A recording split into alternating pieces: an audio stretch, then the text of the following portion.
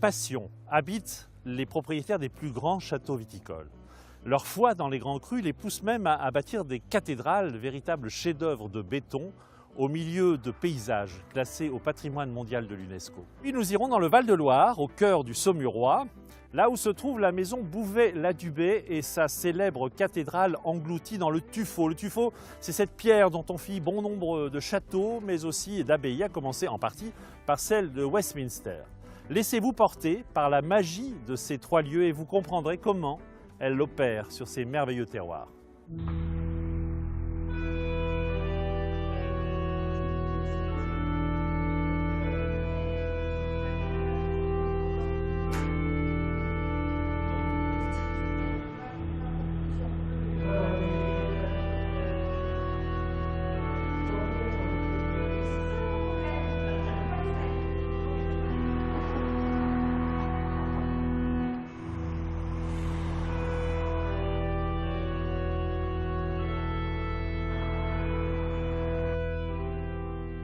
Ces caves sont des carrières de pierre et dans le Saumurois, il y a 1500 km de caves.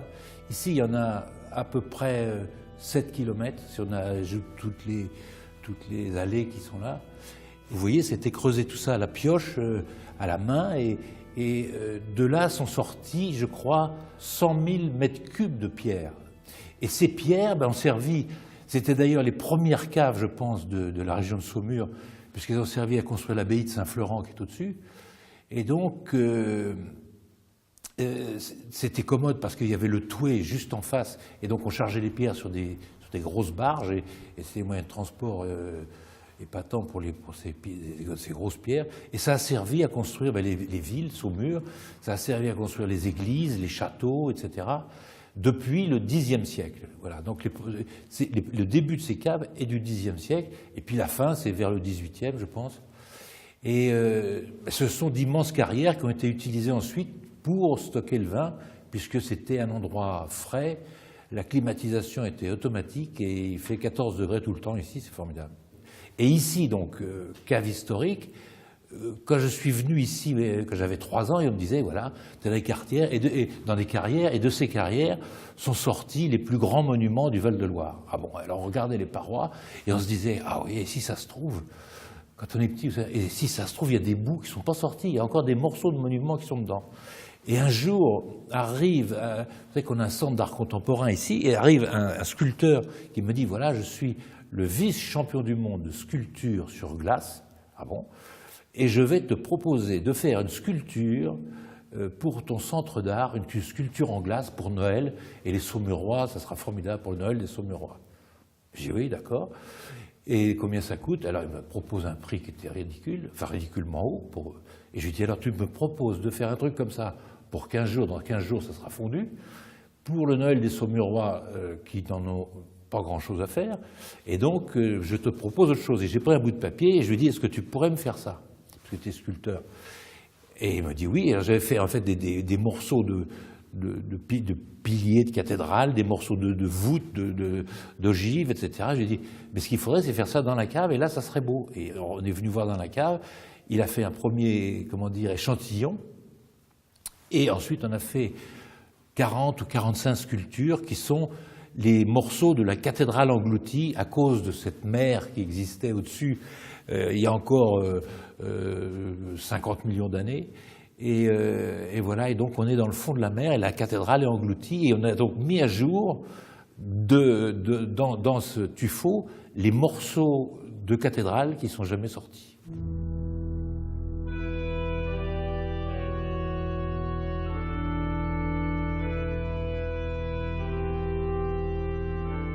C'est du rêve total, mais c'est du rêve qui est tellement réaliste, quand on le regarde, on se demande, mais depuis quand c'est là?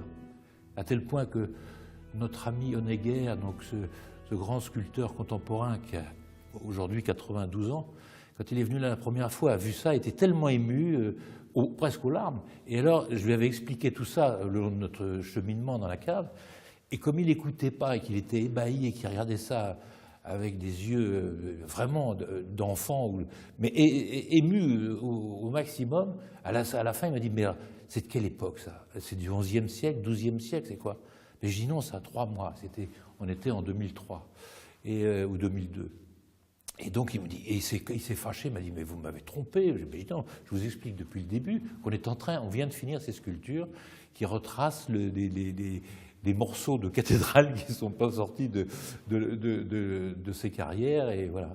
Donc c'est une histoire qui est formidable, parce que le but de toutes ces sculptures, c'était de rendre ces caves, d'abord de leur rendre, de donner un peu d'imagination à nos touristes qui sont nombreux et qui visitent ça, et de leur donner un plus en leur disant voilà ce qu'on a sorti en fait de ces carrières, c'est tout ce qui illustre notre patrimoine du Val-de-Loire.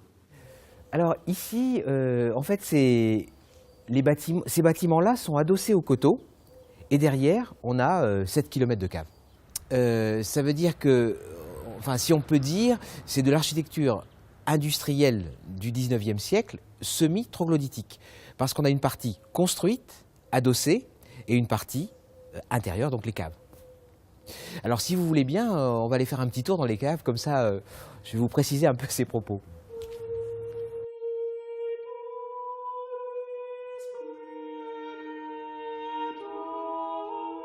Toutes les personnes qui travaillent avec nous, tous nos collaborateurs qui travaillent dans les caves, voyaient ça d'un œil un peu particulier, ils se posaient des questions. Et puis tout d'un coup, l'art est descendu dans la cave, dans le lieu même de leur quotidien, dans leur travail.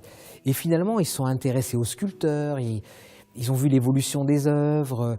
Tout le monde a pris en compte ce patrimoine, et c'est devenu un phénomène social, tout simplement. Et ça a été assez formidable de voir comment tout le personnel de la maison a ressenti ce travail dans les caves, qui finalement a fait de leur lieu de travail une galerie d'art en même temps, si on peut dire.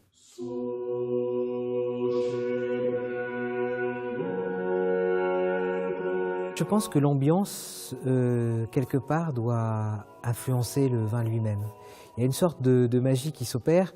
Tout ce qu'on peut fabriquer autour du vin, finalement, le vin est une matière vivante, il doit se passer quelque chose. Il doit se passer quelque chose. Et dans ces lieux qui sont beaux, qui sont fabriqués en l'honneur et en hommage aux bâtisseurs, mais aussi en l'honneur des gens qui ont travaillé dans ces caves, et aussi en l'honneur des gens qui travaillent aujourd'hui dans ces caves, doit influencer incontestablement le vin.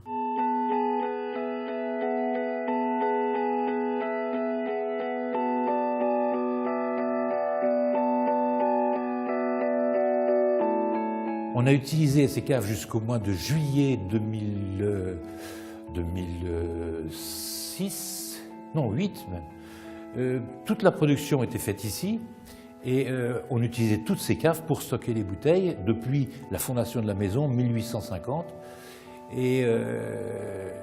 Mais depuis juillet 2008, on a transféré une très grande partie de la production dans un nouvel endroit, dans une nouvelle unité de production. Mais ici, c'est le Bouvet historique, et il y a beaucoup de maisons encore à Saumur qui utilisent leur cave pour faire le vin.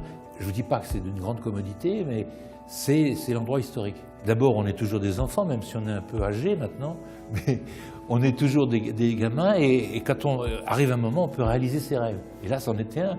On me dit, il y a des morceaux, c'est de là que sont sortis les plus grands monuments. Donc, j'ai des morceaux de cathédrales, des morceaux de châteaux, qui sont toujours dans ces parois, et qui ne sont pas sortis. On les a mis à jour, enfin une partie.